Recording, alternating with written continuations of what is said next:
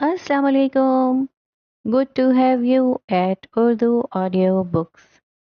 حاضر خدمت ہے مہرالنساء شاہ میر کا ناول بسمل، ایپیسوڈ 9.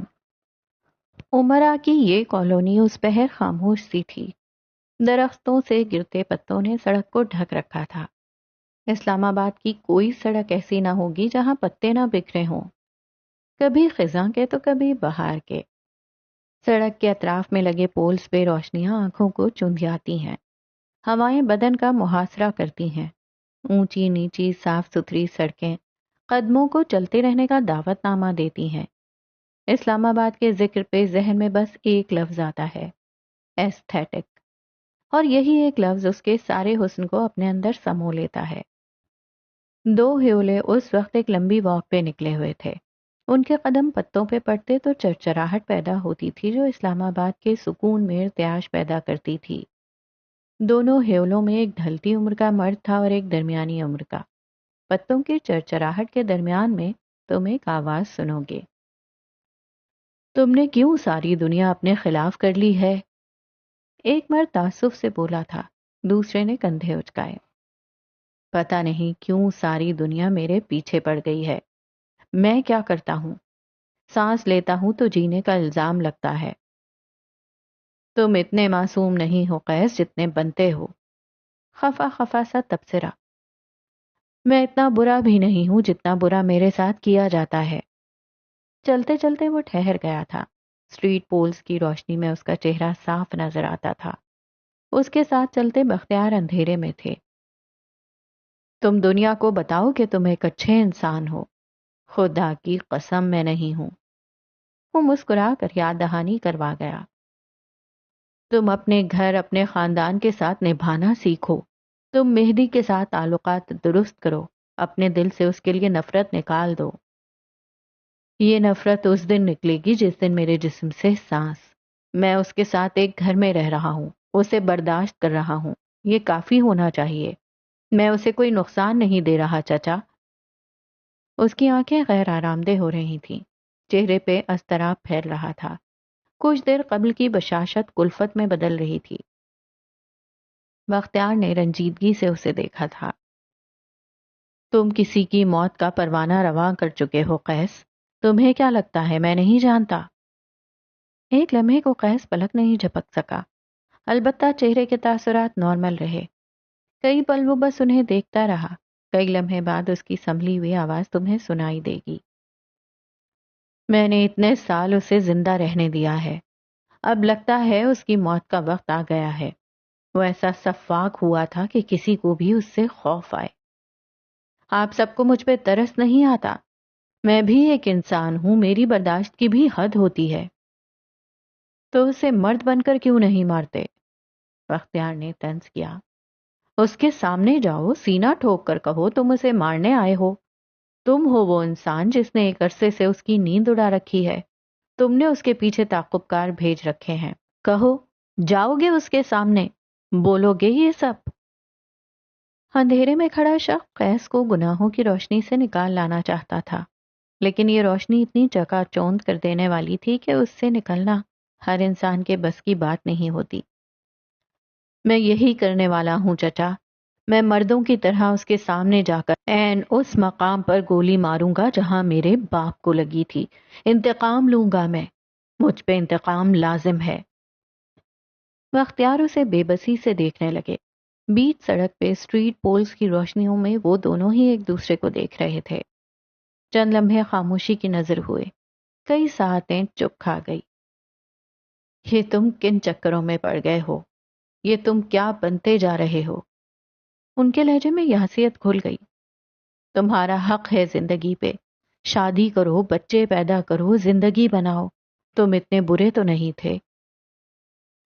میں برا نہ بنتا اگر یہ دنیا میرے ساتھ اچھی رہتی. مجھے برا بنایا ہے تو اب عذاب بھگتیں. وہ ضدی بچے کے مانند کہتا آگے بڑھ گیا.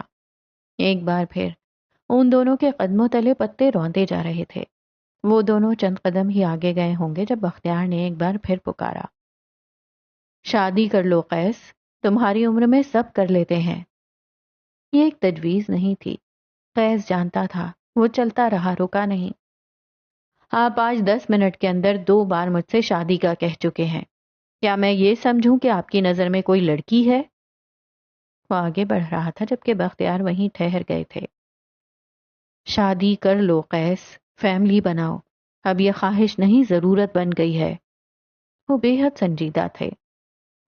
اچھا پھر بتائیں کس سے شادی کروں؟ وہ اپنی جگہ کھڑے کھڑے مڑا تھا، آنکھیں مسکرا رہی تھیں۔ وہ آج اچھے موڈ میں رہنا چاہتا تھا۔ اسی لڑکی سے جسے مہدی کمبیر ڈسون کر چکا ہے۔ الفاظ نہیں تھے، زنجیر تھے۔ قیس اپنی جگہ کھڑے کھڑے اسیر ہو گیا۔ آس پاس بہتی ہوا ساکت ہو گئی۔ وہ پلک تک نہیں جھپک سکا۔ ایک لمحے کے لیے وہ سانس نہیں لے سکا تھا۔ قیس کمبیر کو اپنی زندگی کی سب سے غیر متوقع بات سننے کو ملی تھی۔ تم اس کا ساتھ نبھا سکتے ہو، وہ تمہارے قدم سے قدم ملا کر چل سکتی ہے، اسے ایک موقع دو، خود پہ ذرا مہربان بنو، ایک وقت میں وہ تمہارے ساتھ اچھی رہ چکی ہے قیس۔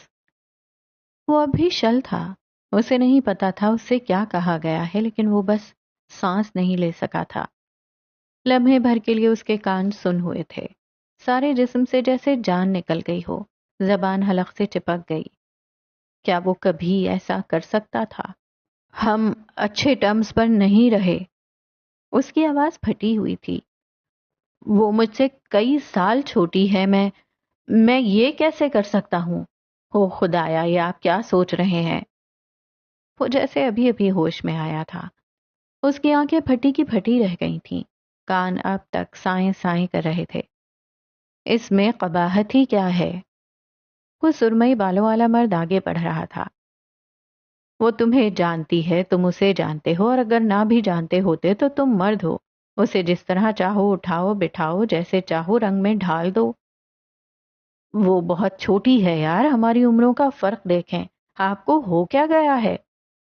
قیس جیسے بے بس ہوا تھا، جھنجھلایا تھا۔ اس پوائنٹ پہ اسے واقعی سمجھ نہیں آ رہا تھا کہ کیا کہے۔ مہدی مجھے جان سے مار دے گا۔ ایک اور بہانہ۔ بختیار مسکرائے اور اس کے عین سامنے آ کر کھڑے ہوئے۔ اگر مہدی میں اتنی غیرت ہوتی تو وہ اپنی عورت کو چھوڑتا ہی نہیں۔ جو مرد اپنی عورت کو ڈسون کر سکتا ہے وہ اسے کسی غیر مرد کے ساتھ بھی دیکھ سکتا ہے۔ تم اپنی بات کرو قیس زمان۔ قیس کے گلے میں گلٹی سی ابھر کر معدوم ہوئی۔ اس نے آنکھیں اٹھا کر اپنے چچا کو دیکھا۔ عمر رسیدہ آنکھیں جواب چاہتی تھیں، مثبت جواب۔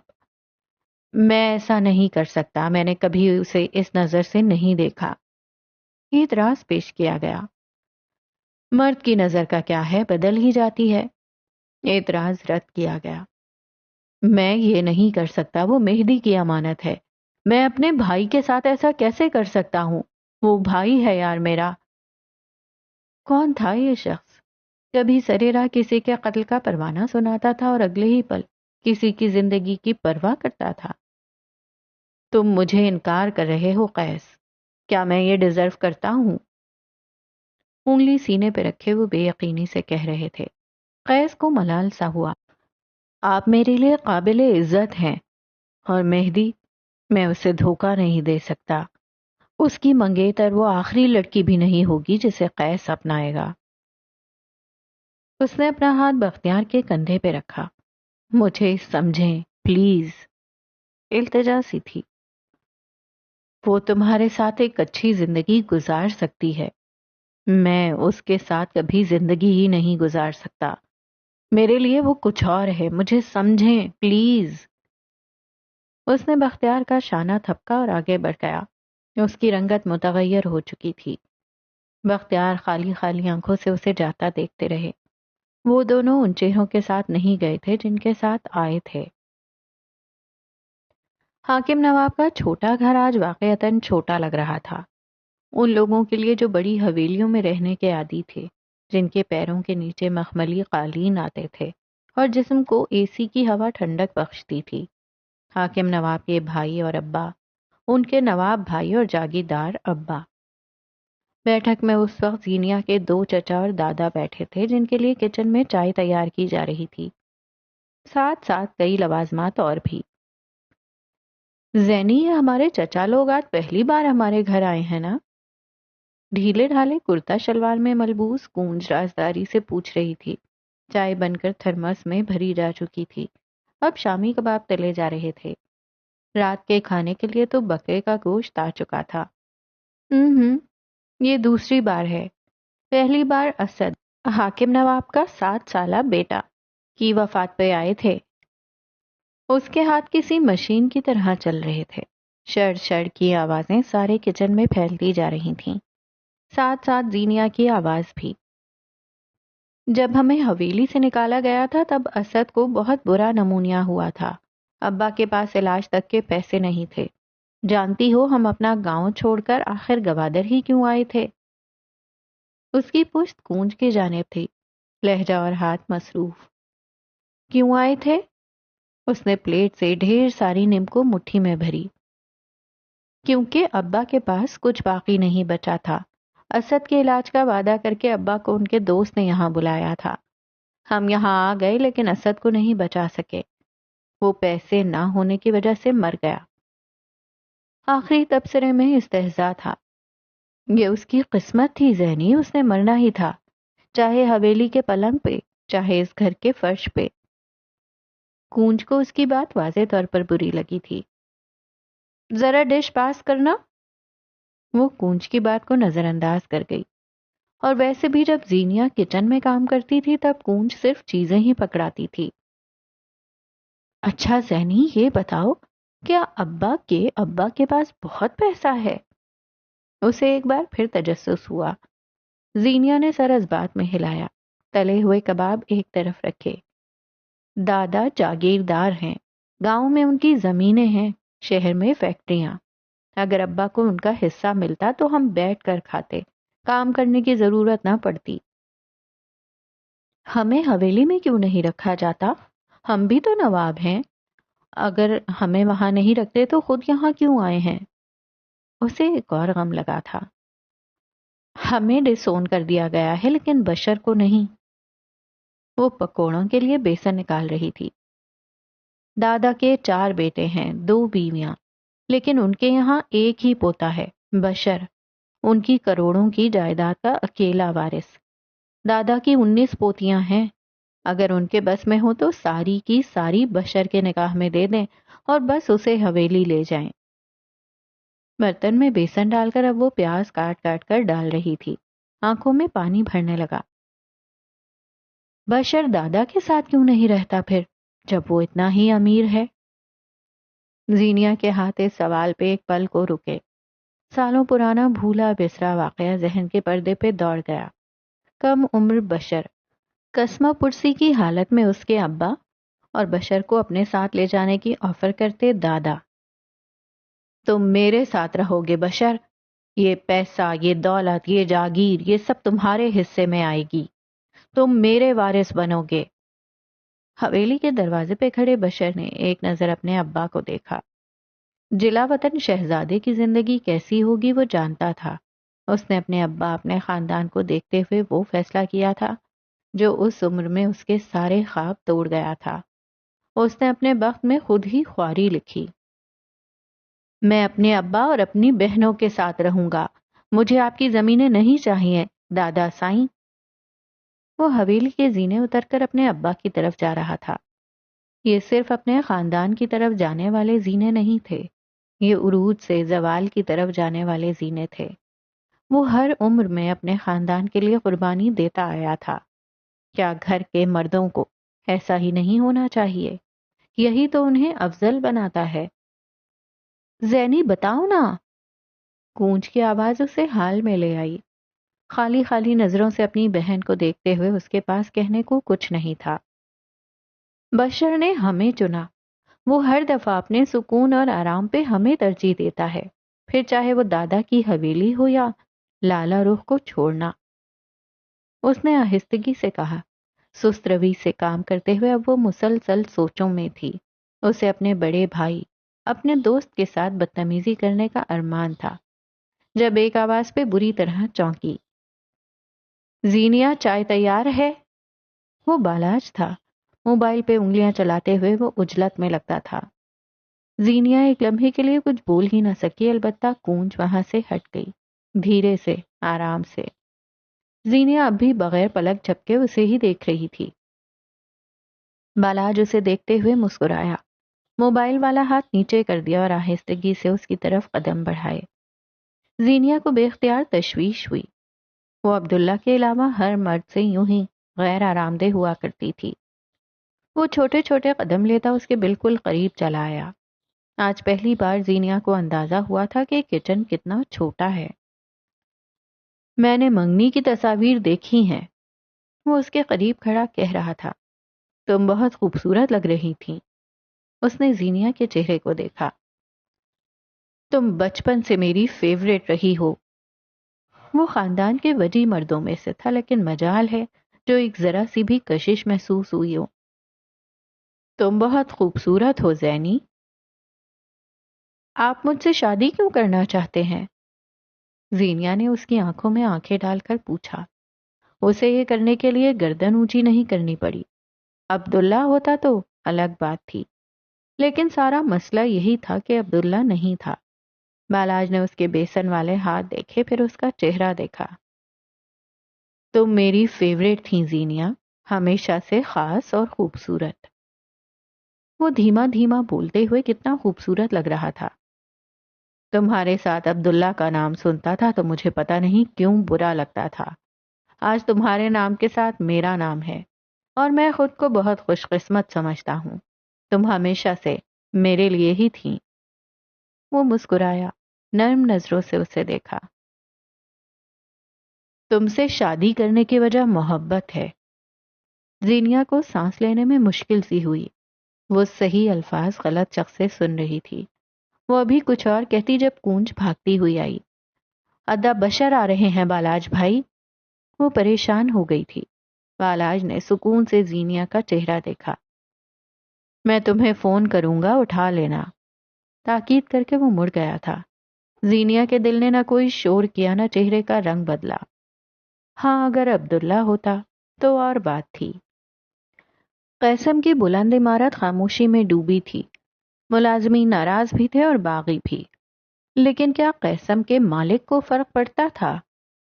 اپنے نیلے دیواروں والے آفس میں گلاس وال کے سامنے لمبے صوفے پہ نیم دراز وہ کسی کتاب کا مطالعہ کر رہا تھا۔ کبھی وہ کتاب میں لکھے الفاظ پڑھتا، کبھی گردن ترچھی کیے گلاس وال سے نظر آتا اسلام آباد دیکھتا۔ کون سا نظارہ زیادہ حسین تھا؟ فیصلہ کرنا مشکل تھا۔ دفتن دروازے پہ دستک ہوئی۔ چند لمحے بعد کوئی آتا دکھائی دیا۔ نیلے اور سفید دھاری دار مردانہ ٹو پیس میں ملبوس، سانولی رنگت اور سبز آنکھوں والا مہدی کمبیر۔ Hello brother. اس کی کھنکتی آواز پہ قیس کو نہ جانے کیوں کل رات اپنی اور بختیار کی ہونے والی باتیں یاد آئیں۔ نہ چاہتے ہوئے بھی دل بھاری ہونے لگا۔ میں نے سوچا جب تک میں کسی دوسرے ملک نہیں جاتا کیوں نہ اپنے بھائی کی مدد کر دوں۔ وہ میز کی دوسری طرف رکھی پاور چیئر کو گھسیٹ کر گلاس وال کی جانب آ رہا تھا۔ حالانکہ تمہیں اس کی ضرورت نہیں تھی، گرین وونڈ۔ اگر آج تم مجھے اپنا چہرہ نہ دکھاتے تو میرا دن اچھا گزر سکتا تھا۔ اس نے کتاب سے سر نہیں اٹھایا۔ مہدی اب پاور چیئر پہ بیٹھا تھا، انداز میں تجسس بھرے۔ کیا تم مجھ سے واقعی اتنی نفرت کرتے ہو یا بس میرے آگے بننے کی کوشش کرتے ہو؟ میں بہت جلد تمہیں اپنے ہاتھوں سے ماروں گا اور پھر تمہیں یقین آ جائے گا۔ کتاب سے نظریں اٹھا کر مہدی کو تکا۔ آ جائے گا نا؟ مہدی ہنوز مسکراتا رہا۔ ٹھیک ہے تم مجھے مار دو، میرے بھائی ہو تم سے مر گیا تو جی جاؤں گا۔ اس نے گویا قسم کھا رکھی تھی قیس کی کسی بات کا برا نہیں منانا۔ قیس نے اب کے کوئی جواب نہیں دیا۔ وہ مہدی کو اگنور کرنا چاہتا تھا۔ نہ جانے کیوں اسے شرمندگی ہو رہی تھی۔ وہ نظر چرا رہا تھا۔ کیا اس کے دل میں کوئی کھوٹ تھا؟ اس نے کتاب سینے پہ رکھی، ٹانگیں سمیٹ لیں، مہدی کے چہرے پہ نگاہیں جمائے۔ دل پہ بے تحاشا بوجھ پڑا تھا، لیکن اسے یہ سوال کرنا ہی تھا۔ اگر میں اس عورت سے شادی کر لوں جسے تم نے ڈسون کیا ہے؟ مہدی کی رنگت لمحے کے 1000ویں حصے میں بدلی۔ بکواس بند کرو قیس۔ وہ پوری قوت سے دہاڑا تھا۔ اگر تم نے ایسا سوچا بھی تو میں تمہاری جان اپنے ہاتھوں سے لوں گا۔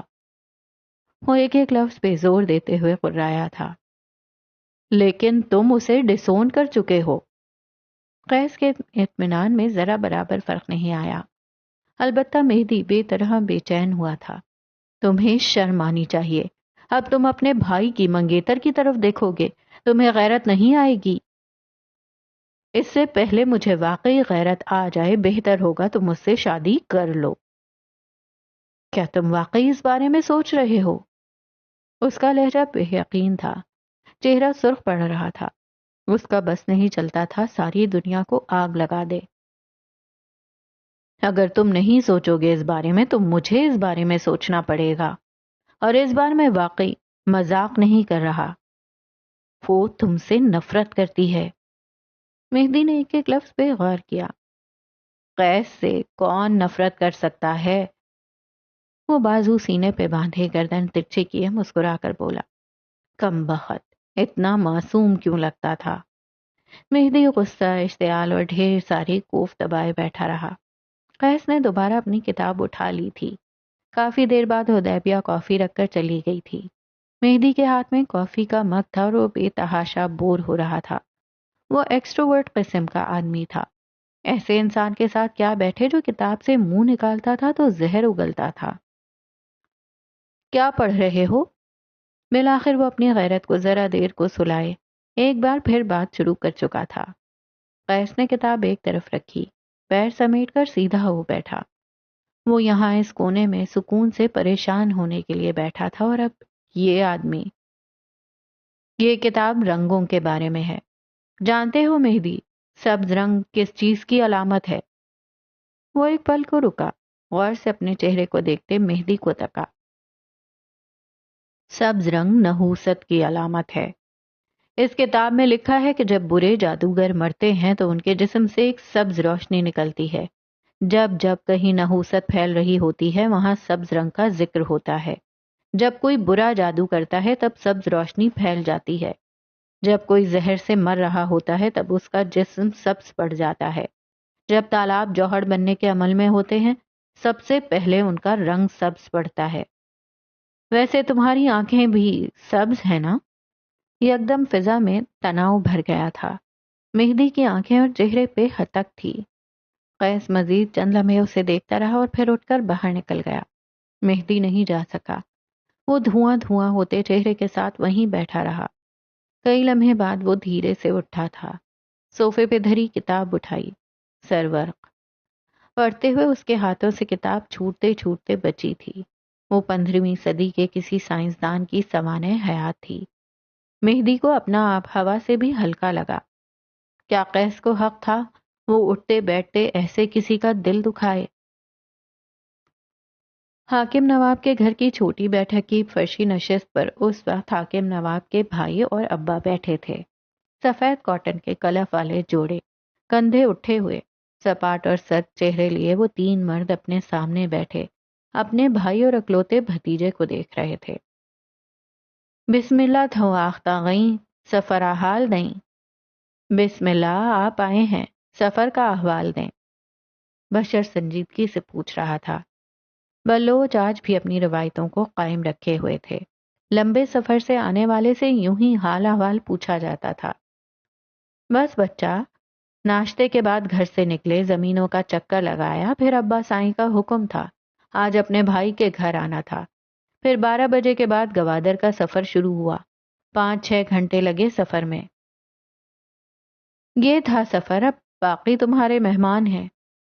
بشر نے سینے پہ ہاتھ رکھا تھا جیسے ان کی مہمان نوازی کا شرف قبول کیا ہو۔ سینے پہ ہاتھ رکھ کر کسی کا شکریہ ادا کرنا بلوچی رواج ہے۔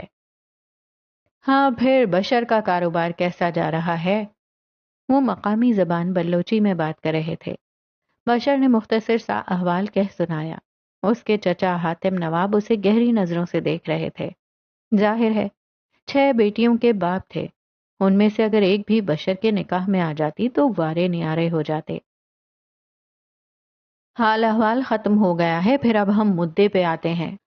سرخ سفید چہرہ اور گھنی مونچھوں والے بشر کے دادا عالم نواب نے اب بات شروع کی تھی۔ اسی اثنا میں بالاج بھی اندر داخل ہوا تھا۔ سب سے پہلے تو حاکم تمہیں تیار رہنا ہوگا۔ ہم عبداللہ کی منگ کی شادی کسی اور سے کروا رہے ہیں، دادا کہہ رہے تھے اور حاکم نواب ادب سے سن رہے تھے۔ کسی بھی دن کسی پہر اسے پتا چل جائے گا اور ساری برادری ہمارے خلاف ہوگی کیونکہ ہم غلط ہیں۔ وہ صرف منگ ہی نہیں، ان کا پیٹ بھی ہے۔ جب ایک لڑکی کا رشتہ کہیں کیا جاتا ہے تو بعض دفعہ پیٹ نامی شرط رکھی جاتی ہے، یعنی اس لڑکی سے پیدا ہونے والی پہلی بیٹی کا رشتہ اس کی ماں کے بھائی یا باپ کہیں کریں گے، چاہے پھر وہ اپنے گھر کے کسی لڑکے سے کریں چاہے باہر، لیکن منگ ہو کر بھی وہ کسی کی ملکیت نہیں ہوتی۔ اگر مسائل کی وجہ سے لڑکا شادی سے انکاری ہو تو 2 سے 3 دفعہ اسے پیغام بھیجنے کے بعد اس کے نہ آنے کی صورت میں والد اپنی بیٹی کی شادی کہیں اور کر سکتا ہے۔ لیکن یہ دونوں خاندانوں کا ٹکراؤ تھا جو طاقت میں ایک دوسرے کے مقابل تھے۔ عبداللہ دوسرے شہر رہ کر بھی روایات نہیں بھولا، نہ وہ ہمیں بھولنے دے گا۔ یاد رکھنا، ہو سکتا ہے وہ اپنا مجرم اور لڑکی دونوں کو مار بھی دے اور ہم کچھ نہ کر سکیں۔ بالاج، تم معاملے کی نوعیت جانتے ہو نا؟ ان کی بھاری گھمبیر آواز پہ بالاج نے سینے پہ ہاتھ رکھ کر گویا تسلی کروائی تھی۔ زینیا اب میری عورت ہے، عبداللہ کیا کسی کی جرت نہیں اس کی بات کرے۔ سارے مرد اب اسے فخر سے دیکھ رہے تھے سوائے بشر کے، اس کی نظریں کھوکھلی تھیں۔ ہاں بشر، اب تم بتاؤ، پہلے تمہاری شادی بالاج کی بہن سے ہوگی، اس کے بعد میں چاہتا ہوں حاتم کی بڑی بیٹی سے نکاح کرو۔ میرے واحد وارث ہو تم، تمہاری جگہ حویلی میں ہے۔ دادا کی تلوار کا رخ اب بالاج کا کندھا تھا۔ یہاں دوسری شادی کوئی بے ضرر، بے حد بے ضرر سی بات تھی۔ بالاج اپنی بہن پہ سوتن پڑنے کی بات پہ ذرا بھی نہیں گھبرایا، یہ کوئی بڑی بات تھی ہی نہیں۔ ہاں اگر غیر خاندان کی لڑکی ہوتی تب بات مختلف ہوتی۔ بشر نے اپنے باپ کو دیکھا، وہ آدمی جو اپنے گھر میں دہاڑتا پھرتا تھا اپنے بھائیوں کے سامنے کیسے خاموش بیٹھا تھا۔ خیر اسے حیرت نہیں ہوئی۔ میں دوسری شادی نہیں کروں گا دادا، اس کا لہجہ ادب لیے ہوئے تھا۔ نہ میں آپ کی حویلی کا وارث ہوں، بلکہ اب تو حویلی کے نرم قالین پیروں میں چبھیں گے۔ ایک عرصہ ہوا ہے، عادت نہیں رہی۔ حاکم اسے تادیبی نظروں سے دیکھ رہے تھے، لیکن وہ بشر ہی کون جو سن لے۔ میں اپنے کاروبار کے ساتھ یہیں خوش ہوں۔ دادا کا جلال ایک بار پھر اود کر آیا تھا۔ یہاں کیا جھک مارو گے؟ رکھا ہی کیا ہے یہاں؟ باپ کو بھی ذلیل کر رکھا ہے اور خود کو بھی۔ اب ضد چھوڑو اور حویلی چلو۔ یہاں کیا کرو گے؟ بازو ہو تم میرے۔ بشر نے ادب سے ان کی بات سنی، پھر استہزائیہ مسکرایا۔ وہی کروں گا جو کر رہا ہوں، اور اگر نہیں کر سکا تو مر جاؤں گا اسد کی طرح۔ اس کی آخری بات حاکم نواب کے کلیجے پہ لگی تھی۔ انہوں نے زخمی نظریں اٹھا کر اپنے بیٹے کو دیکھا۔ بلکہ میں نہیں مروں گا دادا جان، اسد نازک ہوگا، بشر نہیں۔ میں نے جس دن آپ کی حویلی چھوڑی تھی اس دن اپنے اندر کا نواب مار دیا تھا۔ اب میں بس بشر حاکم ہوں، اور میں آخری سانس تک اس حویلی میں قدم نہیں رکھوں گا، نہ آپ کی پوتیوں سے شادی کروں گا۔ میں آپ کا وہی بازو ہوں جسے آپ نے بغیر کسی ناسور کے کاٹ پھینکا تھا۔ وہ جوان خون تھا، وارث تھا۔ وہ زینیا نہیں تھا جس پہ ابا ہاتھ اٹھا لیتے۔ وہ بشر تھا، گھر کا مرد۔ ہاتھ اٹھانے والی بات کرے تب بھی کوئی اس پہ انگلی نہیں اٹھائے گا۔ چند مزید باتوں اور پچھلی رنجشوں کے بعد اب گاؤں کی زمین کی باتیں ہو رہی تھیں۔ حاکم نواب دلچسپی سے سن رہے تھے۔ ان کے اندر کا نواب آج بھی نہیں مرا تھا۔ وہ آج بھی اپنے پرانے دوستوں کے ساتھ ان کی بڑی بڑی گاڑیوں میں سفر کرتے تھے۔ آج بھی اپنے دوستوں، کھانے پینے اور ظاہری حلیے پہ پیسہ پانی کی طرح بہا دیتے تھے۔ بشر کی دکان کا آدھا منافع حاکم نواب کی عیاشی کھا جاتی تھی۔ اپنے بیٹے اور پوتے کو دیکھتے ہوئے دادا کہہ رہے تھے، بخشل کے ٹیوب ویل کے آگے نہیں لے کے گیا میں نواب صاحب کو، وہاں ہماری زمین ختم ہوتی تھی، اور بخشل سے کہاں ہیں ہمارے اچھے تعلقات۔ بشر نے اچنبھے سے انہیں دیکھا۔ معذرت، لیکن بخشل کے ٹیوب ویل سے آگے کئی ایکڑ زمین ہے ہماری، میں خود ہی تو کھاد ڈلواتا تھا۔ اس کی بات پہ اس کے چچاؤں کے رنگ واضح طور پر بدلے تھے، یعنی وہ آج بھی جانتا تھا، یعنی وہ اتنا بے خبر نہیں تھا۔ رنگت تو دادا کی بھی تاریک پڑی تھی۔ آج کل ان کی یادداشت اتنی اچھی نہیں تھی، لیکن ان کے بیٹوں کی یادداشت اچھی تھی۔ یعنی ان کے بیٹے انہیں دھوکہ دے رہے تھے۔ ہاں، حاکم نواب نے نظریں چرا لیں۔ وہ ابا کے لائق بیٹے تھے، انہیں نکال دیا گیا۔ حکومت نالائقوں اور غداروں کے ہاتھ آئی تھی، اور زوال اسی دن شروع ہوتا ہے جب حکمران نالائق ہوں۔ دادا جان، زمینوں پہ نظر رکھا کریں، ہمارے پیروں سے زمین کھینچی جا چکی ہے، اب آپ کی کھینچی جا رہی ہے۔ متغیر ہوتی رنگت والے دونوں چچاؤں نے پہلو بدلا تھا۔ دادا نے بدقت بات سنبھالنی چاہی۔ ہاری لوگ، کسان کہاں بھروسے کے قابل ہیں بچے، اب جو بتایا ہم نے مان لیا۔ بظاہر عام لہجہ تھا، لیکن بشر اس بوڑھے قلعے کا ڈھہ چکنا محسوس کر رہا تھا۔ جو بھروسے کے قابل تھے انہیں آپ نے گھر سے نکال دیا دادا، اب ہاری دھوکہ دیں یا بیٹے، سہنا تو پڑے گا۔ کئی سال سے جمع شدہ غصہ، بے بسی اور انتقام، آج حساب پورا ہو رہا تھا۔ بشر کی آنکھیں زخمی تھیں، لہجہ تیر کی مانند چبھ رہا تھا۔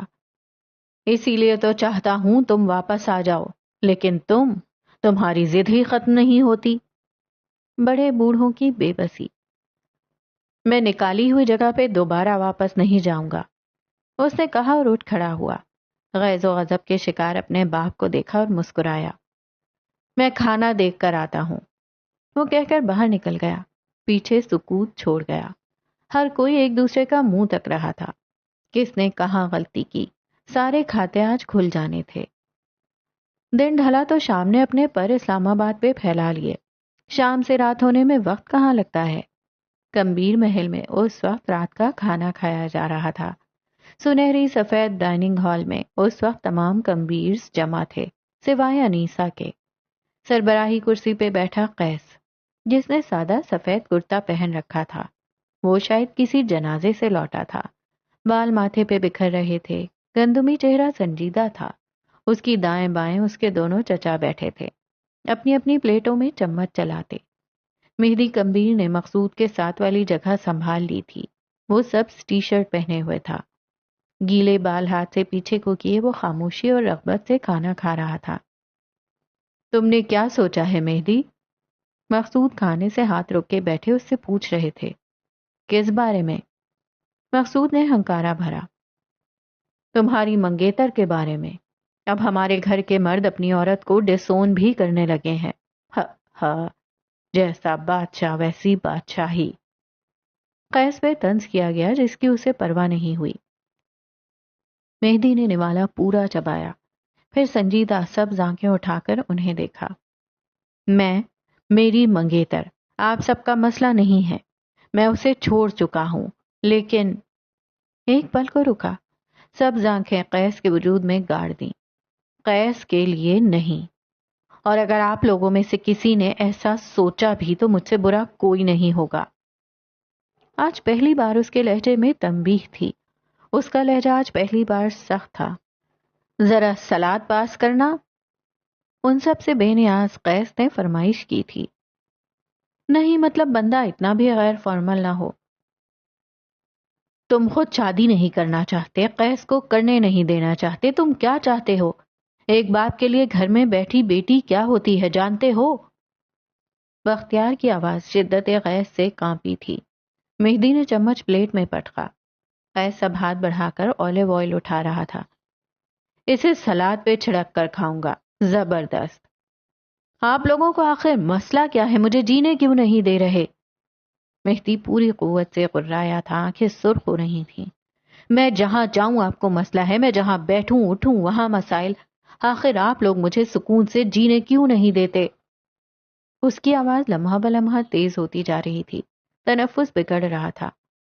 میری منگیتر نہیں ہے اب وہ، باپ کے گھر بیٹھے یا دوسرا گھر بسائے۔ دونوں ہاتھ میں اس پہ رکھے وہ قیس کی آنکھوں میں جھانک رہا تھا۔ اس گھر میں وہ قیس کی بیوی نہیں بنے گی۔ ایک ایک لفظ چبا چبا کر ادا کرتا وہ کرسی کو ٹھوکر مارتا، تن فن کرتا باہر نکل گیا تھا۔ پیچھے کسی پہ کسی بات کا کوئی اثر نہیں ہوا۔ ایسے جھگڑے، ایسے مسائل اس گھر کے مردوں کے لیے عام تھے۔ سب اسے جاتے ہوئے دیکھتے رہے، پھر سکون سے کھانا کھاتے قیس کو دیکھا۔ وہ تو یوں بے نیاز تھا جیسے فرق ہی نہ پڑا ہو۔ دونوں عمر رسیدہ مردوں نے اب اس کا سکون حرام کرنا اپنا فرض سمجھا۔ یہ فش پاس کیجیے گا۔ لو جی، ان کی نئی فرمائش، تم کچھ کہو گے نہیں؟ بختیار اب اسے میدان میں اتار رہے تھے۔ قیس نے آنکھیں گھما کر انہیں یوں دیکھا جیسے کوئی انہونی بات ہو گئی ہو۔ میں کیا کہوں؟ ہاتھ میں پکڑے کانٹے سے اپنی اور اشارہ کیا۔ آپ لوگوں کو کیا لگتا ہے مجھے اس طرح چیخنے چلانے کی ضرورت ہے؟ میں ایک ہی دن بولوں گا اور جب بولوں گا ساری دنیا سنے گی۔ اس نے بیزاری سے آنکھیں گھمائیں۔ کیا تم اس کی بات مان لو گے؟ کیا تم واقعی اس سے شادی نہیں کرو گے؟ بختیار کو ایک بار پھر خوف لاحق ہوا۔ قیس نے سر جھٹکا۔ آپ کو لگتا ہے میں اس کی وجہ سے انکار کر رہا ہوں؟ میرے انکار کی وجہ کوئی اور ہے۔ قیس کو اس کے مشوروں کی عادت ہے۔ آنکھوں کے سامنے سنہری آنکھیں چھا گئیں۔ یوں بھی کسی کی منگیتر سے شادی کرنا ایک غیر مہذب حرکت ہے۔ اس نے جھرجھری لی۔ آئی ایم ناٹ دیٹ مین۔ مقصود نے استحصائیہ سر جھٹکا۔ تمہارے قریب جو لوگ ہیں وہ تم سے زیادہ مین اور ہاربل ہیں۔ جاننا چاہو گے مہدی اس شادی سے انکار کیوں کر رہا ہے؟ وہ سرد سی سرگوشی کر رہے تھے۔ قیس نے ٹھہر کر انہیں دیکھا، کانٹے والا ہاتھ پہلو میں گرا دیا۔ اپنی بکواس بند کرو۔ بختیار نے جھڑکا تھا۔ ان کی رنگت واضح طور پہ سفید پڑ رہی تھی۔ قیس کے سامنے ان کا راز نہیں، ہرگز نہیں۔ اس سب کے پیچھے تمہارا دوسرا باپ ہے۔ الفاظ سیسے کی طرح قیس کے کانوں میں پگھل گئے۔ اس کی آنکھیں شاکی انداز میں پھیلی تھیں۔ بختیار کمبیر، یہ انسان نہیں چاہتا کہ مہدی کی شادی اس کی منگیتر سے ہو۔ یہ نہیں چاہتا کہ قیس کمبیر سے اپنی بات منوانا چھوڑ دی جائے۔ یہ تمہیں ایکسپلوئٹ کر رہا ہے۔ وہ پھونکارے تھے۔ بختیار شل مردہ آنکھوں سے قیس کو دیکھ رہے تھے۔ وہ انسانوں پہ اعتبار نہیں کرتا تھا، لیکن جب کرتا تھا تب بدلے میں اعتبار ہی کی توقع کرتا تھا۔ آخر تم کب تک اپنے ڈیئرسٹ چچا سے ایکسپلوئٹ ہوتے رہو گے؟ یہ طنز تھا، زہر میں ڈوبا طنز۔ قیس نے بدقت اپنے تاثرات نارمل رکھے اور نظریں اٹھا کر بختیار کو دیکھا۔ اس کی آنکھوں میں کچھ تھا، کچھ ایسا کہ تمہارا دل اس کے لیے نرم پڑ جائے۔ قیس انسانوں پہ اعتبار نہیں کرتا۔ وہ رکا۔ ایک سانس، دو سانسیں۔ آپ پہ کیا ہے۔ الفاظ ادا ہوئے۔ مجھے بدلے میں دھوکہ نہیں ملے گا، ہے نا؟ تسلی چاہی، آس، امید، مان، کیا کیا تھا جو ٹوٹنے والا تھا۔ بختیار نے گردن جھکا دی، شکستگی سے، شرمندگی سے۔ مقصود کی گردن اٹھی تھی، فتح کے خمار سے، جیت کے جنون سے۔ ان سب کے درمیان ایک قیس تھا جس کی آنکھوں میں زخمی پن اترا تھا، کندھے تھکان سے ڈھیلے پڑے، چہرہ دھوکے کے زہر سے سبز پڑا۔ وہ زخمی ہوا تھا، شدید زخمی۔ یہ ساری دنیا آخر میرے پیچھے کیوں پڑ گئی ہے؟ تھکان، بس تھکان تھی اس کے لہجے میں، آس ٹوٹ جانے کی، اعتبار کرچی کرچی ہونے کی۔ قیس بچے، میری بات سنو۔ بختیار بے قراری سے اپنی جگہ سے اٹھے۔ میں تمہیں سمجھاتا ہوں، مجھے اکیلا رہنے دیں پلیز۔ اس نے ہاتھ اٹھا کر انہیں آگے بڑھنے سے روکا۔ وہ بے بسی سے لب کاٹ کر رہ گئے۔ مقصود مسرور سے اپنی ویل چیئر کا بٹن دباتے باہر نکل گئے۔ قیس، میں مجھے اکیلا رہنے دیں چچا۔ اس نے ایک بار پھر ان کی بات کاٹی۔ چند لمحے بے بسی سے اسے دیکھتے رہنے کے بعد وہ سست قدم لیتے باہر جا رہے تھے۔ ان کے جانے کے بعد قیس نے سر کو کرسی کی پشت سے گرا دیا۔ آنکھیں جلنے لگی تھیں۔ دل میں ملال اترا تھا۔ اس کی رنگت نے چڑ چکی تھی۔ وہ شدید انتشار میں تھا۔ ساری دنیا آخر میرے پیچھے کیوں پڑ گئی ہے؟ وہ ایک بار پھر بڑبڑایا۔ گمبھیر محل کی دیواروں نے یاسیت سے اسے دیکھا تھا۔ زینیا حاکم کے کمرے میں جھانکو تو بیڈ پہ کئی سارے کپڑے بکھرے پڑے تھے۔ کل مائیوں تھا اور اب تک کونج حاکم کے کپڑے نہیں بن سکے تھے۔ وہ بیڈ پہ آلتی پالتی مارے بیٹھی تھی، اوور سائز کرتا شلوار میں ملبوس بالوں کا گول مول جوڑا بنائے۔ وہ از حد پریشان تھی۔ ہر لڑکی کی طرح اس کی الماری سے کپڑے اگل اگل کر قے کرنے کو تیار تھے، لیکن اب بھی اس کے پاس کپڑے نہیں تھے۔ کیا کوئی سمجھ سکتا ہے لڑکیوں کا دکھ؟ دفتن دروازے سے کوئی آتا دکھائی دیا۔ تیز تیز قدم۔ کیا ہو رہا ہے؟ چپکے چپکے کس کے کپڑے بنائے جا رہے ہیں؟ شو زنانہ لہجہ. نبیلہ باجی میرے پاس کپڑے نہیں ہیں. وہ اداس ہوئی. نبیلہ باجی خیر سے باجی کم آنٹی زیادہ تھیں. 35-40 کے ہندسے کو چھوتی، چھوٹے قدر بھاری جسامت والی عورت. صاف رنگت، چوڑا ماتھا، نقوش پرکشش تھے. لیکن اس عمر کی سور عورتوں کے برعکس ان کا ضرورت سے زیادہ شوق ہونا بس یہی تھا جو آپ کو غیر آرام دہ کرے گا. وہ آئیں اور دھپ سے آ کر پلنگ پہ کونج کے برابر بیٹھیں. ایک ایک جوڑے کو ہاتھ میں لے کر ستائش سے دیکھتے ہوئے ان کی آنکھیں خیرہ ہو رہی تھیں. آخر کو زینیہ حاکم کی ذخیرہ اندوزی تھی.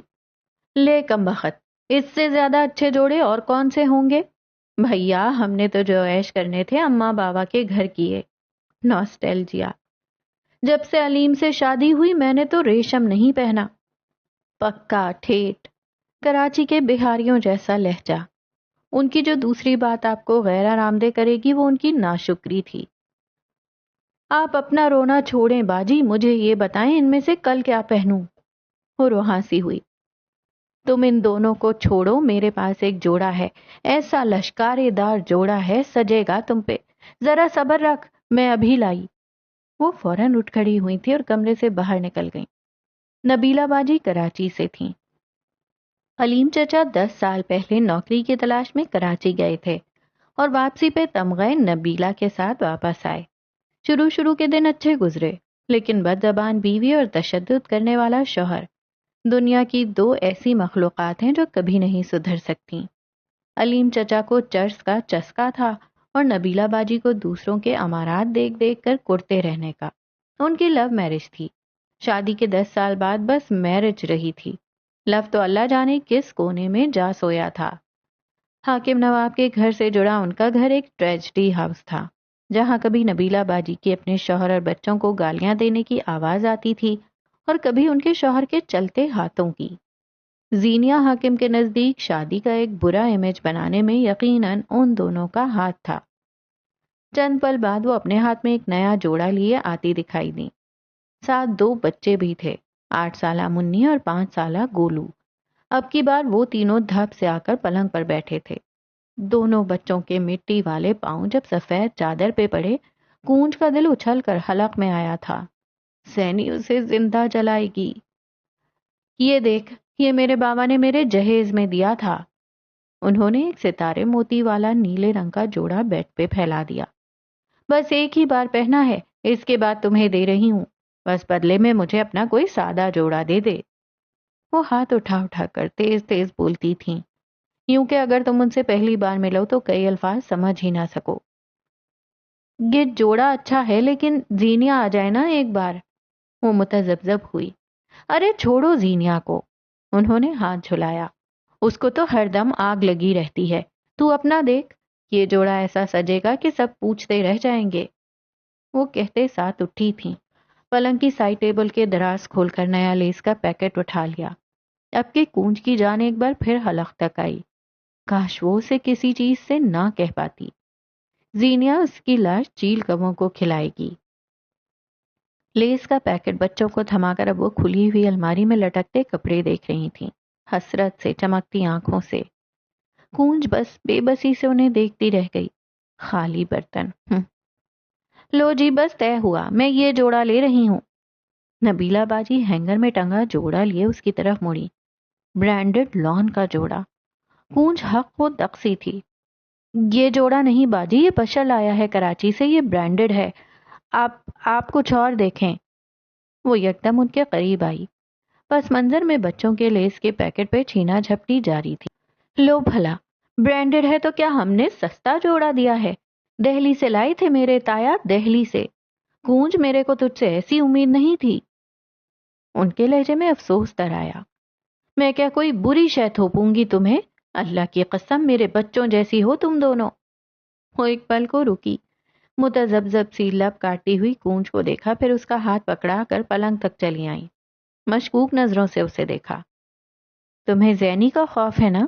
اس کے بولے بغیر تم جوڑا نہیں دے سکتی ہے نا؟ وہ نرمی سے اس کے ہاتھ تھامے پوچھ رہی تھی. کونج بالکل تھم سی گئی. جن بچوں نے اپنے گھر میں بس جھگڑا اور ذہنی اذیت دیکھی ہوں، انہیں باہر سے اگر ذرا سا پیار مل جائے تو کوئی بھی نہ نہیں کہتا۔ وہ بھی نہیں کہہ سکی، بس گردن جھکا دی۔ دیکھو کونج، ایک کی دو لگانا میرے کو نہیں آتا، نہ اپنی ایسی عادت ہے۔ ہم تو بھیا دل کے سچے لوگ ہیں، جیسی تم دل کی سچی ہو۔ باہر سے آئی کسی بھی انسان نے اگر آپ کو باتوں میں لانا ہوا تو آپ کی خوشامد کرے گا۔ زینی تم سے مختلف ہے، اس کو تو بستر کی ایک سلوٹ بھی نہیں پسند، تمہیں ہمیشہ جھکاتی ہے کیونکہ اسے خود ملکہ بننا ہے۔ وہ ملکہ ہے باجی، اسے بننے کی کیا ضرورت ہے؟ کونج کی دلیل کمزور تھی۔ ہاں، وہ اپنی بہن کو ڈیفینڈ کرنا چاہتی تھی، لیکن وہ کسی غیر کے دل میں اپنے لیے آنے والا پیار میلا نہیں کر سکتی تھی۔ اسے ان چند لمحات کی محبت، فکر اور توجہ کی ضرورت تھی، وہ ٹھکرا نہیں سکتی تھی۔ دیکھ، میں نے نوٹ کیا ہے، وہ رازداری سے آگے کو ہوئی۔ زینی کبھی تمہیں چارج سنبھالنے نہیں دیتی، کچن میں بس وہ تم سے چیزیں اٹھواتی ہے۔ کبھی تمہیں سالن میں چمچ چلانے دیا؟ کونج سن سی ہو گئی۔ کیا مطلب اس کی بہن اس کے ساتھ مخلص نہیں تھی؟ کل میں نے دیکھا تم نے تار پہ کپڑے ڈالے، لیکن زینی نے ان کپڑوں کو اتار کر دوبارہ ڈالا۔ وہ تمہیں نیچا دکھانا چاہتی ہے۔ وہ ایسی نہیں ہے، بس اس کو کام پرفیکٹ چاہیے ہوتا ہے۔ کونج کی آواز دور سے آتی تھی۔ رہنے دے کونج، یہ بال دھوپ میں سفید نہیں کیے، سب جانتی ہوں میں۔ تمہاری بہن تمہیں بس جھکا کر رکھنا چاہتی ہے تاکہ وہ سب کی فیوریٹ بنے، اس کی واہ واہ ہو، اور تم سارے خاندان میں پھوڑ مشہور رہو۔ جانتی ہو وہ تم سے کوئی مکمل کام کیوں نہیں کرواتی؟ کونج نے سوالیہ نظروں سے انہیں دیکھا۔ کیونکہ وہ نہیں چاہتی تم کوئی فیصلہ کرو۔ بات یہ نہیں ہے کہ وہ تم سے جلتی ہے، بس بات یہ ہے کہ اسے خود پہ ضرورت سے زیادہ بھروسہ ہے۔ عقل کل سمجھتی ہے وہ خود کو۔ بھیا ہمارا کام ہے تم کو سمجھانا، اب آگے جو تمہیں بہتر لگے۔ وہ اٹھیں، لڑتے مرتے بچوں کو دیکھا۔ اسی لمحے خالی خالی نظروں سے انہیں دیکھتی ہوئی کونج بھی اٹھی۔ آپ یہ جوڑا لے لیں نبیلہ باجی، میں زینی سے بات کر لوں گی۔ وہ فیصلہ کر چکی تھی، ایک احمقانہ فیصلہ۔ زندگی میں اپنے فیصلے خود کرتے رہنا چاہیے، یہ آپ کو بااعتماد اور نڈر بناتے ہیں۔ غلط یا صحیح ہونا بات کی بات ہے، ان کو کرنے کی ہمت رکھنا ہمت کی بات ہے۔ نبیلہ باجی نے جوڑا اٹھایا، دونوں بچوں کو ساتھ گھسیٹا اور خوشی خوشی دروازے کی طرف بڑھ گئیں۔ پیچھے کونج کا گلٹ گہرا ہونے لگا۔ وہ اپنی بہن کی برائی سن رہی تھی، وہ ایسا کیسے کر سکتی تھی؟ نیم اندھیرے میں ڈوبا چھوٹا سا ہوم سینما ایک پل کو تمہیں ٹرانس میں دھکیل سکتا تھا۔ قطار در قطار لگی آرام دہ کرسیاں، اے سی کی ٹھنڈک، پاپ کارن کی خوشبو، اور پردے پہ چلتی ہالی ووڈ فلم۔ اور اس فلم کو دیکھتے دو کزنز، عام کزنز نہیں، دنیا کے سب سے عجوبے کزنز، مہدی کمبیر اور قیس کمبیر۔ دونوں اپنی نشست کو لمبا کیے ہوئے تھے، سر نشست سے ٹکائے، پیر لمبے کیے، وقفے وقفے سے پاپ کارن پھانکتے ہوئے۔ وہ دونوں آج کزنز کا دن منا رہے تھے، بلکہ آج تو شرٹس بھی ایک جیسی پہن رکھی تھیں، سرمئی اور سیاہ دھاری دار فلینل شرٹس اور سفید سلیکس۔ بھائی بھائی کھیلا جا رہا تھا آج۔ یہ آدمی ولن ہے، مجھے اس پہ شک ہے۔ قیس نے پردے پہ ابھرتے ایک آدمی کی طرف اشارہ کیا۔ مہدی نے باقاعدہ برا منایا۔ یہ ولن نہیں ہو سکتا، تم نے دیکھا نہیں اس نے ابھی ابھی ہیرو کو اپنے دوست کا راز بتایا، وہی دوست جو ملک سے غداری کرنے والا ہے۔ جو اپنے دوست سے غداری کر سکتا ہے وہ ساری دنیا سے غداری کر سکتا ہے۔ شفاق تبصرہ۔ یہ آدمی ہیرو کو انکنڈیشنل فیورز دے رہا ہے، یہ دوسروں کے راز بتا رہا ہے تاکہ اپنے چھپا سکے۔ جانتے ہو غیر مشروط فیورز کب دی جاتی ہیں؟ مہدی نے جواب نہیں دیا، البتہ اس کے تاثرات ایسے تھے جیسے کہہ رہا ہو، آپ بتائیں سرکار۔ غیر مشروط فیورز دو وجوہات کی بنا پہ دی جاتی ہیں۔ پہلی، اس نے ہاتھ بند مٹھی سے ایک انگلی نکالی، آپ کو سامنے والے سے محبت ہو، جو کہ اس آدمی کو ہیرو سے نہیں ہے۔ دوسری، آپ اس کا دھیان خود سے ہٹانا چاہتے ہو تاکہ وہ آپ کو فرشتہ سمجھ کر شیطان کی تلاش شروع کرے۔ کہتے ساتھ اس نے پاپ کارن مہدی کی پہنچ سے دور کر لیے۔ وہ ایک مٹھی میں زیادہ پاپ کارن بھر رہا تھا، بے ایمان نہ ہو تو۔ اس نے ایک پل کو بھی پردے سے نظر نہیں ہٹائی تھی۔ مہدی گو کہ مروب نہیں ہوا، یہ اس کے لیے نئی بات تھی۔ قیس کو کہانیاں، فلمیں، ڈرامے تھرل کرنا چھوڑ چکی تھیں۔ اس کی ذہانت سب کچھ بوجھ لیتی تھی اور آخر میں وہ بس اپنا وقت ضائع ہونے پہ دل محسوس کر رہ جاتا۔ مہدی اسے جواب دیے بغیر ایک بار پھر فلم کی جانب متوجہ ہو چکا تھا۔ ہاتھ مار کر پاپ کارن سے مٹھی بھرنی چاہی، لیکن افسوس، صد افسوس، اس کا بھائی نما کزن چال چل چکا تھا۔ 10 منٹ کے بعد ویلن کا راز آشکار ہو چکا تھا اور قیس کے اندازے درست ثابت ہوئے تھے۔ مہدی اب بے چارگی سے اسے دیکھ رہا تھا۔ قیس نے بے نیازی سے کندھے اچکائے جیسے کہہ رہا ہو، ٹولڈ یو۔ بلکہ مجھے تو یہ عورت بھی ویلن لگتی ہے، اچھی وائبز نہیں آ رہی۔ قیس کی توپوں کا رخ ایک نئے کردار کی جانب ہوا۔ یہ ویلن نہیں ہے، وہ سوکھ سے کہا گیا۔ مجھے برائی کی پہچان ہے، جتایا گیا۔ مجھے اچھائی کی پہچان ہے، زور دیا گیا۔ تم میری ذہانت کو چیلنج کر رہے ہو۔ انا مجروح ہوئی تھی۔ میں اچھائی کی ابدی زندگی کا بول بالا کر رہا ہوں، نرمی سے تصحیح کی گئی۔ وہ فلمیں اور ڈرامے ہوتے ہیں جہاں آخر میں ہیرو کی اچھائی جیت جاتی ہے۔ اصل زندگی میں برائی کی سانسیں چلتی رہتی ہیں۔ برا آدمی اگر مر جاتا ہے تو اپنی برائی سے کہانی میں کچھ نہ کچھ مار کر ضرور جاتا ہے۔ برائی کی طاقت، وہ آنکھوں میں استحضا لیے مہدی کو دیکھ رہا تھا۔ مہدی نے سادگی سے اسے دیکھا۔ کہانیوں میں اچھائی کو جیتنا ہوتا ہے تاکہ اصل زندگی میں لوگوں کو امید ملے۔ کہانیاں امید ہوتی ہیں، حقیقت سے نکل کر کچھ پل سکون کی زندگی میں سانس لینے کا ذریعہ ہوتی ہیں۔ کہانیاں سبق ہوتی ہیں۔ اگر کہانی میں ویلن جیتنے لگ جائیں تو لوگ کہانیاں پڑھنا چھوڑ دیں گے۔ قیس نے طنزیہ نظروں سے اس کا حز اٹھایا۔ ایک دن میں ایسی کہانی دکھاؤں گا تمہیں جہاں ویلن کے ساتھ کہانی بھی مر گئی۔ اس کہانی کو پڑھنے والے پھر مصنف کو بھرے بازار میں گالیاں دیں گے۔ مہدی نے ناک سے مکھی اڑائی۔ لوگ مصنف کو سراہیں گے کیونکہ وہ روایت سے ہٹ کر کام کرے گا۔ تم دیکھنا، ایک دن اس مصنف کی کتاب کے چرچے ہوں گے جس نے کہانی کو ہیپی اینڈنگ کے بجائے بس اینڈنگ دی ہوگی، جس نے ہیرو نہیں ویلن کو بچایا ہوگا۔ قیس مسکراتے ہوئے جتا رہا تھا۔ مہدی نے اس سے رخ پھیر لیا۔ پاپ کارن دور ہونے کا غم الگ تھا۔ تھوڑی دیر بعد فلم ختم ہو چکی تھی اور قیس کے اندازے ایک بار پھر درست ہوئے۔ مہدی بے یقینی سے آخری منظر کو دیکھ رہا تھا۔ وہ پلک تک نہ جھپک سکا۔ قیس اب اپنی لمبی نشست سے اٹھ رہا تھا۔ اس کی آنکھیں محظوظ کن انداز میں پھیلی تھیں۔ وہ مہدی کچھ بغیر شرمندہ کیے اٹھ کر جا رہا تھا۔ ابھی وہ اس نیم اندھیرے منی سینما سے نکلتا کہ مہدی کی پکار پہ ٹھہر گیا۔ تمہیں بہت مزہ آیا ہوگا نا؟ اتنے عقل مند، اتنے ذہین ہو تم۔ تمہیں سب یاد رہتا ہے، تمہیں سب پتہ چل جاتا ہے۔ تم بہت بہادر بھی ہو۔ تم کتنے بلیسڈ ہو۔ وہ مروب ہوا تھا۔ اسے ستائش محسوس ہوئی تھی۔ قیس کے چہرے پہ سایہ سا لہرایا۔ کئی پل تک وہ کچھ نہ کہہ سکا۔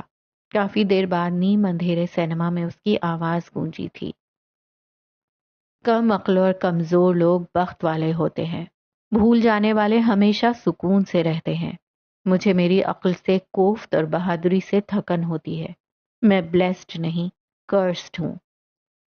مہدی نے تعصب سے اس کی پشت کو دیکھا۔ تمہیں اللہ نے نوازا ہے نائٹ میئر۔ لوگ ایسی عقل، ایسے دماغ کی دعائیں کرتے ہیں۔ اللہ نے مجھے سزا دی ہے گرین وونڈ۔ وہ سختی سے غرایا۔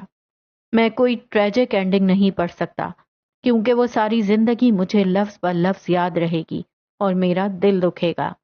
میں کوئی فلم، کوئی ڈرامہ نہیں دیکھتا کیونکہ میرے اندازے درست ہو جاتے ہیں اور کہانی میرے لیے پریڈکٹیبل ہو جاتی ہے۔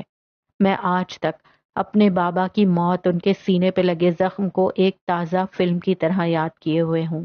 میری ہر رات جہنم اور ہر دن برزخ ہے۔ وجہ میری عقل اور میرا دماغ ہے۔ تمہیں لگتا ہے میں بلیسڈ ہوں؟ وہ ہانپ رہا تھا۔ تنفس تیز ہو گیا تھا۔ چہرہ کرب سے سرخ پڑ رہا تھا۔ مہدی کی آنکھوں میں ڈھیر سارا تفکر تھا۔ تم بسمل بن رہے ہو۔ مجھے بنایا گیا ہے، ورنہ میں بھی عام تھا، نارمل تھا اور کسی زمانے میں خوش بھی۔ آخر میں اس کا لہجہ لرز گیا تھا۔ میرے اندر کا انسان خوشی اور کمفرٹ مارنے کے لیے میں تمہیں مرنے تک معاف نہیں کروں گا۔ وہ یاد دہانی کروا کر دروازہ کھولتے ہوئے باہر نکل گیا تھا۔ مہدی نے بے دم ہو کر سر کو نشست کی پشت سے ٹکا دیا۔ آنکھیں جل رہی تھیں۔ خاندان کی موت کا بھولا بسرا منظر آنکھوں کے آگے گھوم گیا۔ محض چند سین اور پھر جیسے تاریکی۔ اسے کچھ یاد نہیں تھا، مکمل طور پہ نہیں۔ کیا وہ واقعی بلیسڈ تھا؟ اور کیا واقعی قیس کرسڈ تھا؟ جامنی الماریوں والے کمرے میں جھانک کر دیکھو تو زینیا حاکم اپنے پلنگ پہ آلتی پالتی مارے بیٹھی تھی۔ بال کھلے تھے اور ڈھلک کر اس کے شانوں سے آگے گر رہے تھے۔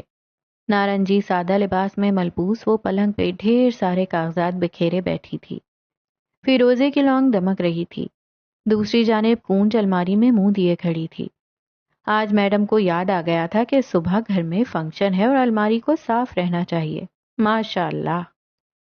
زینیا نے یوں ہی ذرا کی ذرا نظر اٹھا کر الماری کی جانب دیکھا اور اسی لمحے اس کی آنکھیں سکڑیں۔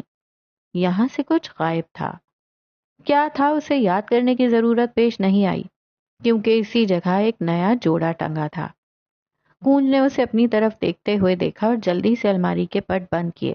زینیا پھرتی سے اٹھ کے اس کے قریب آئی تھی اور تیزی سے جامنی پٹ وا کیے۔ کونج کی رنگت زرد پڑنے لگی تھی۔ اتنی جلدی نہیں۔ یہاں سے جوڑا غائب ہے کونج، کیا مجھے پوچھنے کی ضرورت ہے وہ کہاں ہے؟ سر تفتیشی لہجہ۔ وہ میں نے نبیلہ باجی کو دیا ہے۔ اس نے ڈھیر سارا تھوک نگلا۔ اور کس کی اجازت سے تم نے میرے بھائی کی حق حلال کی کمائی ضائع کی؟ اس کا لہجہ بلند ہوا، آنکھیں سرخ پڑنے لگیں۔ چڑ، سخت چڑ تھی اسے نبیلہ سے اور کونج کی بے وقوفیوں سے۔ یار وہ غریب عورت ہے۔ کونج کا انداز دفاعیہ تھا۔ وہ غریب نہیں، ناشکری عورت ہے اور تم دنیا کی سب سے بے وقوف عورت۔ چیخنے کی ضرورت نہیں ہے زینی، ان چیزوں پہ میرا بھی اتنا ہی حق ہے جتنا تمہارا۔ اب تو مجھے مزید استعمال نہیں کر سکتی۔ وہ یک دم حلق کے بل چیخی۔ زینیا ٹھہر گئی، عجیب سی نظروں سے اسے دیکھا۔ ہر وقت مجھے اپنے پیچھے لگا کر رکھتی ہو، جو کام میں کروں اس سے تمہیں مسئلہ ہوتا ہے، تم خود کو سمجھتی کیا ہو؟ وہ پھٹی ہوئی آواز میں تیز تیز چلا رہی تھی۔ میرا جوڑا میں جسے چاہے دوں، میری الماری میں جیسے چاہے رکھوں، میری دوستیں جس سے چاہے بنا کر رکھوں اور جسے چاہے چھوڑ دوں، تم میرا پیچھا چھوڑ کیوں نہیں دیتی؟ اب کہ اس کی آنکھیں بھر آئی تھیں۔ زینیا اب بھی یک ٹک اسے دیکھے گئی۔ بڑی بہن بھائیوں کو پتا ہوتا ہے کون سے الفاظ ان کے چھوٹے بہن بھائیوں کے اپنے ہیں اور کون سے ان کے منہ میں ٹھونسے گئے ہیں۔ چھوٹے بہن بھائی یوں ہی نہیں آپ کے خلاف اٹھ کھڑے ہوتے۔ کسی دوست کی بھری ہوئی چابی اور کسی رشتے دار کا دیا ہوا تانا، یہ ہوتی ہے وجہ۔ یہ سب تم سے کس نے کہا ہے؟ وہ آگے کو ہوئی، کونج کی بھری ہوئی آنکھوں میں دیکھا۔ نبیلہ باجی آئی تھی نا، جوڑا ان کے پاس ہے نا، اس عورت نے تمہیں میرے خلاف کیا ہے۔ کونج کو اب احساس ہوا تھا اس کے سامنے کون تھی۔ اس نے ہتھیلی کی پشت سے آنکھیں رگڑیں۔ زینیا اس کی آنکھوں سے سارا احوال پڑھ رہی تھی۔ انہوں نے کچھ نہیں کہا اور یہ جوڑا میں نے ان سے لیا ہے، مجھے یہ پسند تھا۔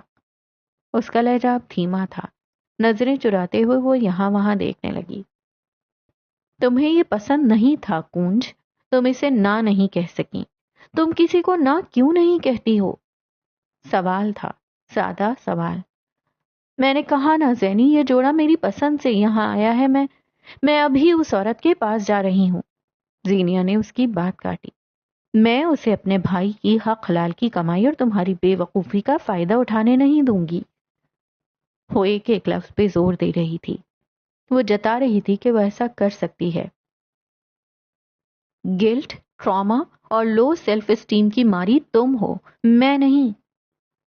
اب کیا تم محلے کی آنٹیوں کی طرح جھگڑے کرو گی؟ کونج کو کوفت ہوئی، آنسو رونا سب بھول گیا۔ زینیا طنزیہ مسکرائی۔ جب بات میرے خاندان کی آئے تب تم دیکھو میں کیسے محلے کی فتنہ آنٹیوں سے بڑا فتنہ بنتی ہوں۔ اس نے کہتے ہوئے پلنگ پہ پھیلا دوپٹہ اٹھایا اور پھر باہر نکل گئی تھی۔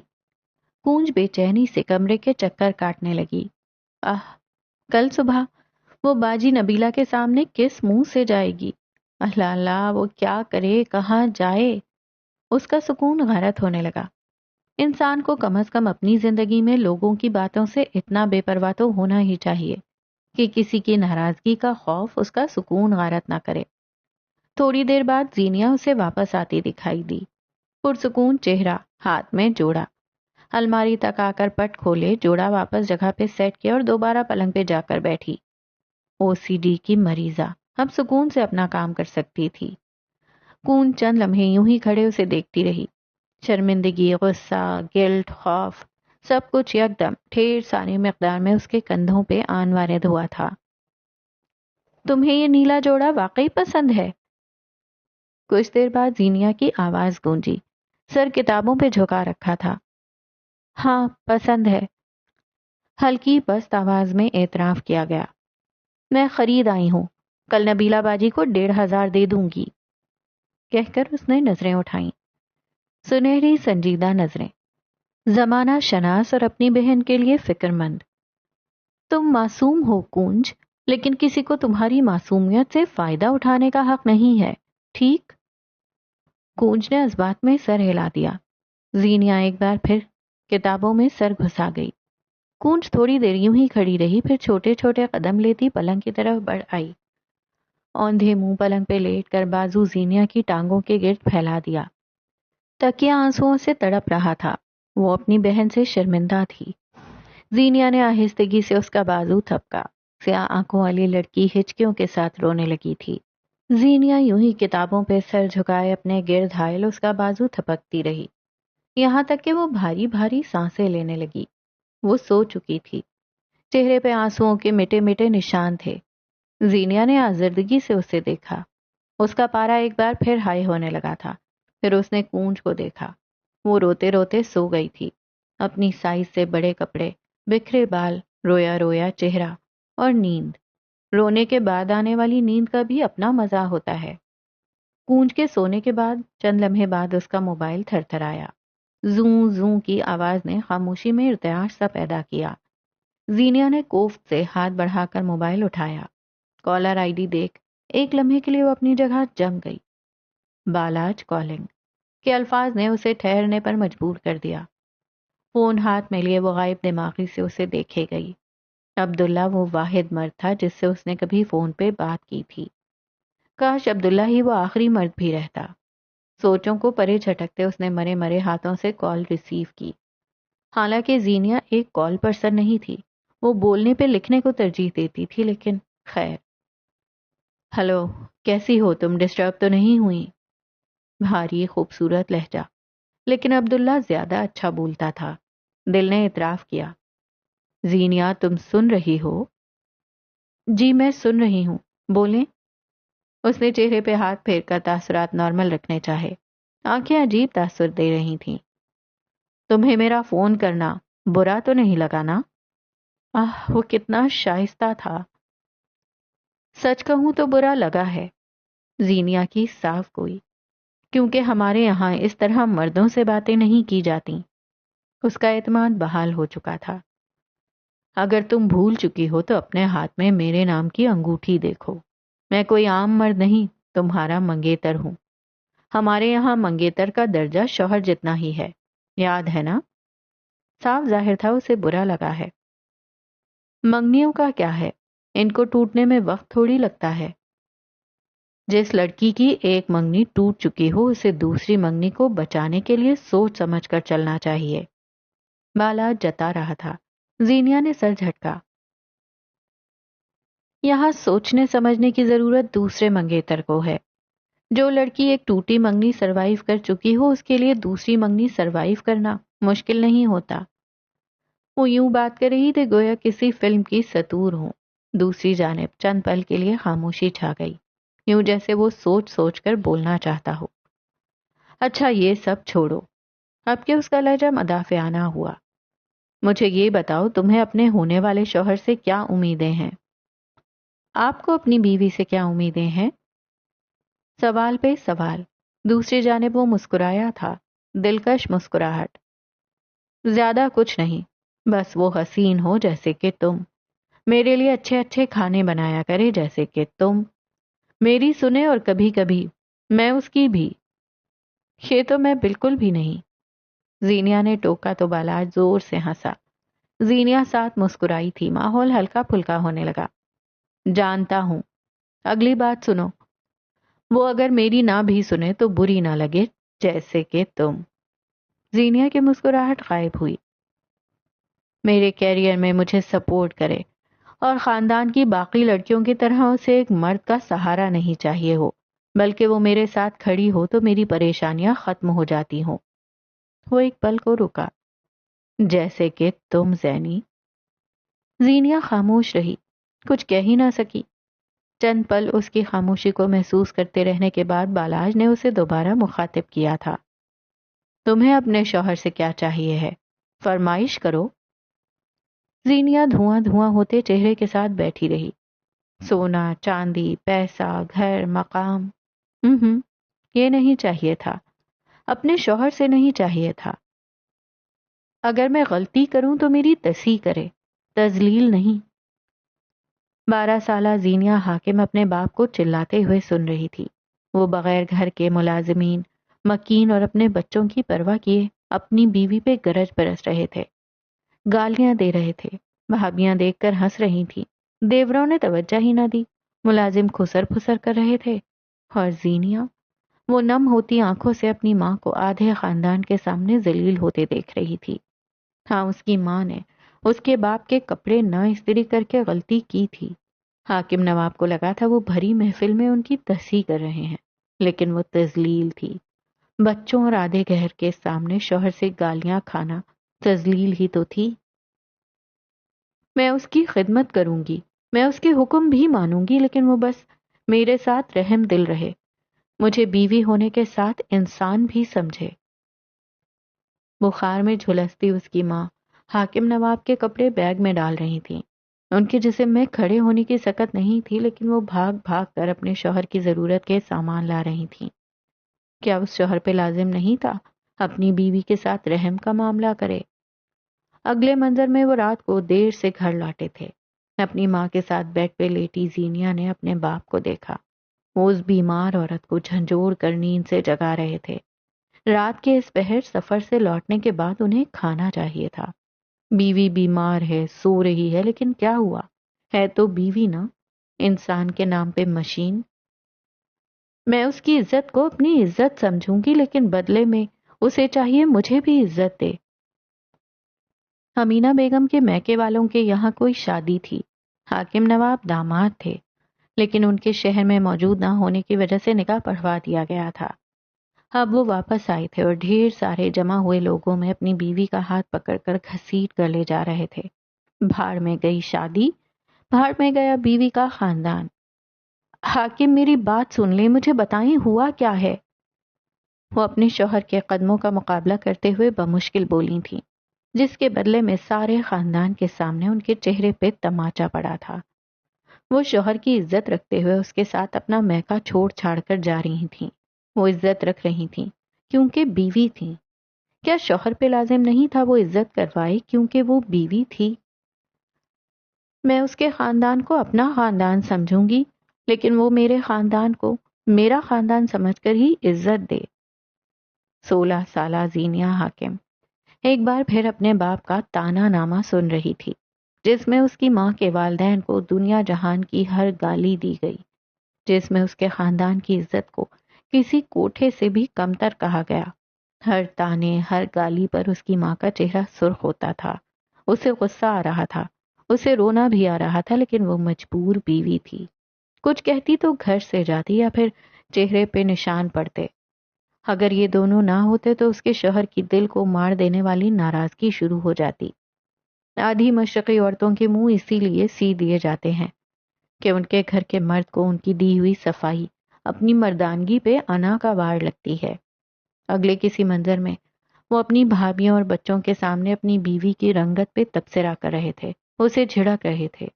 بیٹوں کی ماں ہونے کے باوجود امینہ بیگم کو اس گھر میں آج تک کسی فرد سے وہ عزت نہیں ملی تھی جس کی وہ حقدار تھیں۔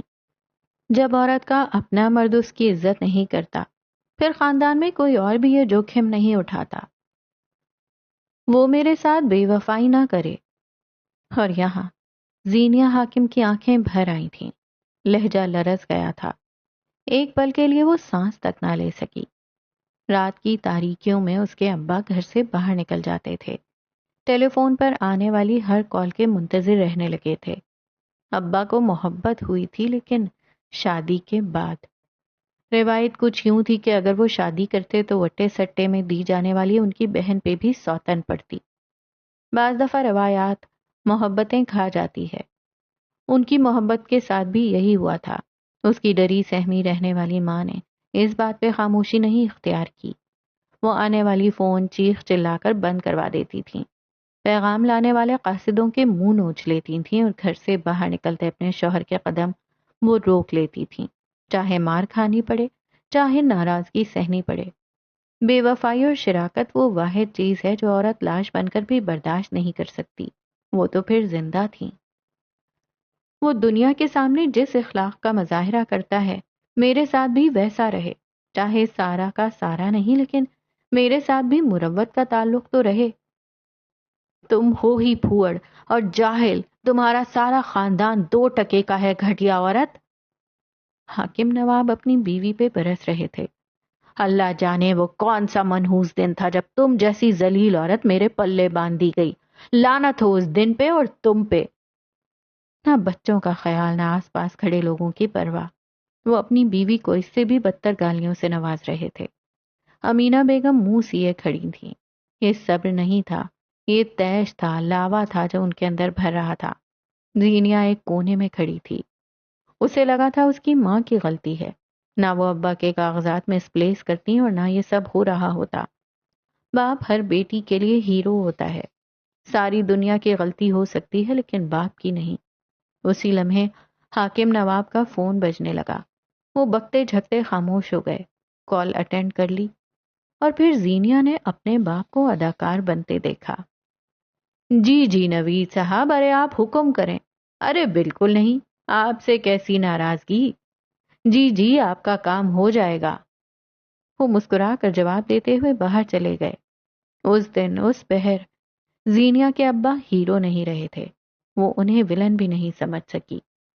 وہ جو کوئی بھی تھا، زینیہ پل نے اس پل تہیہ کیا تھا کہ اس کی زندگی میں آنے والا مرد اس کے باپ جیسا نہیں ہوگا، اور یہ کتنا کٹھن، کتنا شرمندہ اور کتنا بھاری فیصلہ تھا، یہ ہر لڑکی سمجھ سکتی ہے۔ چند پل بالاج خاموش رہا، وہ اسے سمجھ سکتا تھا، وہ اسی خاندان کا حصہ تھا۔ چند پل کی خاموشی جیسے پرسا ہو۔ کافی دیر بعد اس کے لب ہولے سے پھڑ پھڑائے۔ میں حاکم نواب نہیں بنوں گا، تسلی دی گئی۔ بن جائیں تو مجھ سے امینہ بیگم بننے کی امید مت رکھیے گا۔ حدود قائم کی گئیں اور کال کاٹ دی گئی۔ اس پہ عجیب بے کلی سی سوار ہونے لگی تھی۔ زینیہ حاکم کے لیے اس کے ماں باپ کی شادی ایک ٹریجڈی تھی جو اسے ہانٹ کرتی تھی، لیکن اب بس، ایک اور شادی کو ٹریجڈی میں نہیں بدلنا چاہیے۔ اور یہاں ختم کرتے ہیں ہم آج کی ایپیسوڈ کو۔ اور آج کی ایپیسوڈ میں اگین ہمیں کچھ ایسے لیسنز دیے گئے جو ہمارے لیے بہت ضروری ہیں، خاص طور پر ان لڑکیوں کے لیے جو ینگ ہیں، جو ابھی شادی کے مرحلے سے گزریں گی۔ شادی کوئی فینٹیسی نہیں ہے، شادی کے بعد کی زندگی ایک پریکٹیکل لائف کی طرح ہوتی ہے۔ پریکٹیکل لائف کی طرح نہیں ہوتی، پریکٹیکل لائف ہوتی ہے جس میں آپ کو ذمہ داریوں سے نمٹنا پڑتا ہے، جہاں آپ کے سر پہ آپ کے پیرنٹس نہیں کھڑے ہوتے، آپ اپنے ہر عمل کے خود ذمہ دار ہوتے ہیں۔ آپ کو لائف کو برتنا پڑتا ہے، یا شاید لائف آپ کو برتتی ہے، تو اس کے لیے تیار ہونا چاہیے۔ لیکن ہمارے ہاں ایک ٹرینڈ رواج پا گیا ہے کہ شادی کی تیاریوں کا مطلب ہوتا ہے کپڑے، زیور، برتن، میک اپ، اسکن کیئر، یہ ساری چیزیں شادی کی تیاریاں کاؤنٹ کی جاتی ہیں، لیکن اصل چیز وہ ٹریننگ یا وہ مینٹلی پریپیئر ہونا کہ شادی کے بعد کس طرح حالات کو ہینڈل کرنا ہوگا، کس طرح اپنی باؤنڈری کو قائم رکھتے ہوئے ایک گھر کو مینٹین کرنا ہوگا، اس گھر کو چلانا ہوگا، بہت مشکل کام ہوتا ہے، لیکن اس کو ہر لڑکی کو کرنا ہی پڑتا ہے۔ اب کچھ لڑکیاں بعد میں جا کے سیکھتی ہیں، غلطیاں کر کے سیکھتی ہیں، زیادہ غلطیاں کرتی ہیں. غلطیاں تو ہم سب کرتے ہیں، غلطیاں کرنا کوئی بری بات نہیں ہے، لیکن ہاں، کسی چیز کے لیے تیار نہ ہونا یہ ضرور بری بات ہے. تو بہرحال یہ تو بڑی سیریس نوٹ پہ بات ہو گئی، آلریڈی اتنا زبردست سیریس سا ناول چل رہا ہے. ناول بہت اچھا جا رہا ہے، اور زینیا کے جو خوف ہیں، جن چیزوں سے وہ ڈر رہی ہے، پتہ نہیں کیوں میں بھی ڈر رہی ہوں کہ یہ ساری چیزیں مجھے لگتا ہے کہ زینیا کے ساتھ ہونے والی ہیں.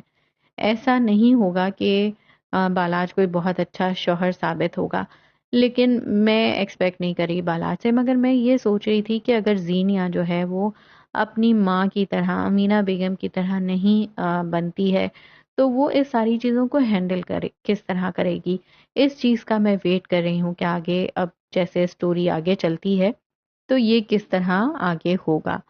اور ساتھ ساتھ مہدی اور قیس کمبیر جب دونوں مووی دیکھ رہے تھے تب تو کہیں سے لگ ہی نہیں رہا تھا کہ بھائی ان کے درمیان کوئی رائیولری ہے، یا ایٹ لیسٹ قیس جو ہے وہ مہدی کو پسند نہیں کرتا. کہاں تو پسند نہیں کرتے، اور کہاں بیٹھ کے کزنس ڈے سیلیبریٹ کیا جا رہا ہے، پاپ کارن کھائے جا رہے ہیں، ریکلائنر پہ لیٹ کے مووی دیکھی جا رہی ہے. واہ بھائی واہ، ایسی دشمنی تو اچھی ہے بھائی، ساتھ میں مووی دیکھنے والی.